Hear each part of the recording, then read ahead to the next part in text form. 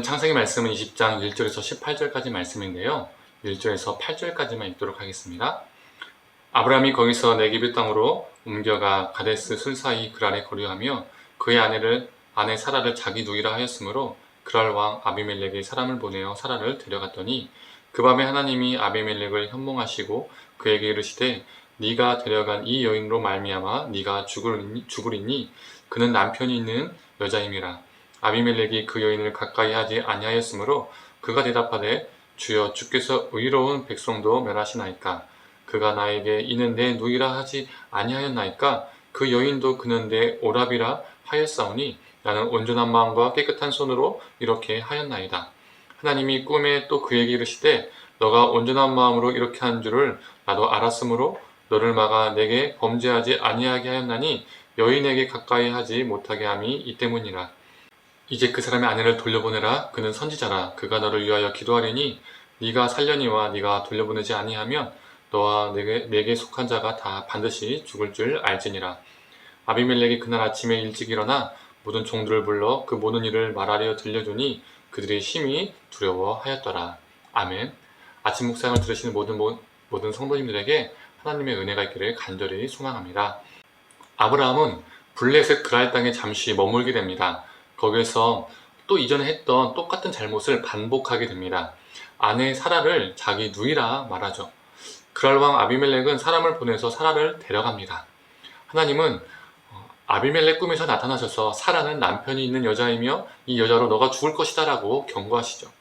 아비멜렉은 하나님을 향해서 내가 그 여인을 가까이 하지 않았고 의로운 백성도 멸하십니까? 라고 질문합니다. 그리고 저는 그녀가 그의 누이인지 몰랐습니다. 저는 마음에 걸리는 일을 하지 않았습니다. 제 손은 깨끗합니다. 라고 말을 합니다. 그리고 그 꿈에서 깨어난 아비멜렉은 아브람을 불러서 책망합니다. 왜 우리에게 이런 일을 행했느냐? 내가 무슨 죄를 너에게 범했길래 나와 내 나라가 큰 죄에 빠지게 만들려고 했느냐? 라고 질문하죠. 너는 합당하지 못한 일을 나에게 행하였도다. 무슨 의도로 내게 이런 일을 행하였느냐? 라고 따집니다. 그때 아브람은 내 아내로 말미암아 사람들이 나를 죽일까봐 그러했다라고 대답을 하죠. 그리고 아비멜렉은 양과 소와 종들을 아브람에게 선물로 주고 아내 사라도 돌려보냅니다. 그런데 우리는 아비멜렉이 꿈속에서 하나님과 대화할 때 하나님이 말씀하셨던 한 부분이 있는데요. 그 부분에 주목해 보았으면 좋겠습니다. 7절 전반부의 말씀입니다. 이제 그 사람의 아내를 돌려보내라. 그는 선지자라. 그가 너를 위하여 기도하리니. 이 하나님의 말씀이 어찌 보면 아비멜렉 입장에서는요, 참 웃긴 말씀입니다. 하나님을 가볍게 여겨서 웃기다는 게 아닙니다. 분명 아비멜렉은 오늘 본문을 보면 하나님을 두려워합니다. 하나님의 말씀을 정말 중하게 받아들였다는 거죠. 그렇다면 어떤 게 이 아비멜렉에게 웃기게 다가왔을까요? 하나님은 아브라함을 선지자라고 말씀하시는데 선지자라고 말하는 그 존재가, 선지자라고 하는 자가 자기가 살려고 자신의 아내를 누이라고 말하는 것을 그가 알았을 때 아비멜렉 입장에서는 무엇을 생각하면 웃길 수밖에 없는 겁니다. 선지자의 모습에 걸맞지 않기 때문이죠. 선지자란 자가 저 모양 저 꼴이기 때문에 웃길 수밖에 없는 겁니다. 그래서 아비멜렉이 아브라함에게 다가가서 책망하지 않습니까? 왜 이런 행동을 우리에게 행했느냐? 왜 합당하지 않은 일을 왜 우리에게 했느냐라고 책망을 하죠. 이 아비멜렉 입장에서는 어이가 없고 웃기고 황당하고 당혹스러울 수밖에 없습니다. 그런데요, 어찌 보면 세상이 우리를 보는 시선도 이와 비슷하지 않을까요? 오늘날 우리의 모습은 어떨까요? 목사라고 하지만, 장로, 권사, 집사, 성도라고 하지만, 그리스도인이라고 말하지만 그 모습에 걸맞는 삶을 살아가서 세상이 우리들의 모습을 볼 때 참 그리스도인답구나, 참 목사답구나, 참 장로답구나, 성도답구나, 집사답구나 이렇게 생각하게 될 때가 많을까요?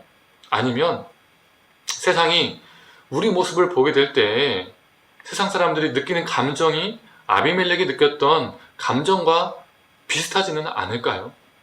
우리의 모습을 보면 당혹스럽고 황당하고 어이가 없고 웃길 수도 있다는 겁니다.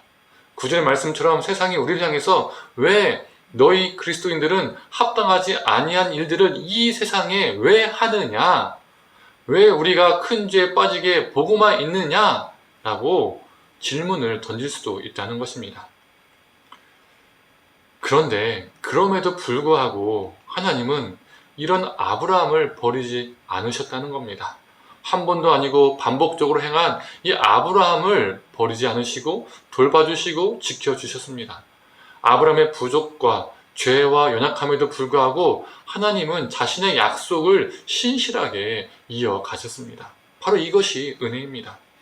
어찌 보면 우리도 아브라함과 같고, 아니 아브라함보다 더 못할 수도 있습니다. 더 못할 때도 있죠. 우리의 생존과 삶이 더 중요하고, 나를 위해서라면 타자의 삶은, 타자의 안위는 중요하지 않을 때도 있습니다. 아브라함이 그랬던 것처럼 말이죠. 그러나 여전히 우리 하나님은 우리를 향해서 그 긍휼을 베풀어 주시고, 우리를 돌봐주시고, 지켜주시고, 사랑하시고, 사용하신다는 겁니다. 바로 이것이 우리가 입은 하나님의 은혜입니다. 자격 없으나 자격을 주신 이것이 은혜인 것이죠.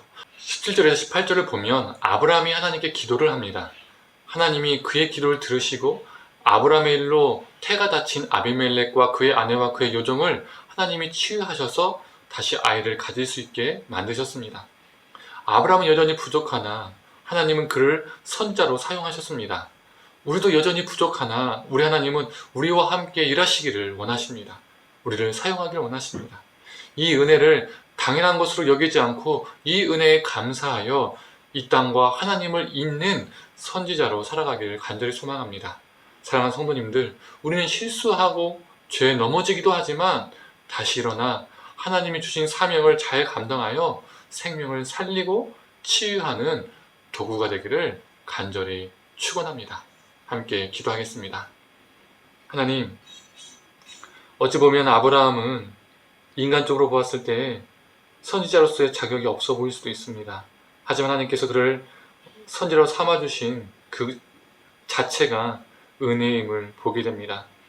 하나님, 어찌 보면 세상이 우리를 바라볼 때 아비멜렉이 아브라함을 보면서 당혹스럽고 황당하고 훈계했던 것처럼 세상이 우리를 볼 때 왜 우리에게 이런 일을 행하였느냐, 이 세상에 왜 죄악을 행하였느냐라고 질문할 수도 있습니다. 어떻게 보면 우리도 하나님 자격이 없는 존재입니다.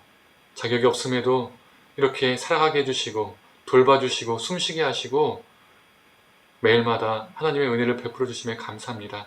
하나님, 이 은혜를 우리가 당연한 것으로 여기는 것이 아니라 이 은혜에 감사하여 우리에게 주어진 사명들을 하나님 잘 감당할 수 있게 하여 주시옵소서. 우리를 통해서 하나님의 생명의 역사가 일어나게 하여 주옵소서. 감사드리며 사랑에 많으신 예수님의 이름으로 기도드립니다. 아멘.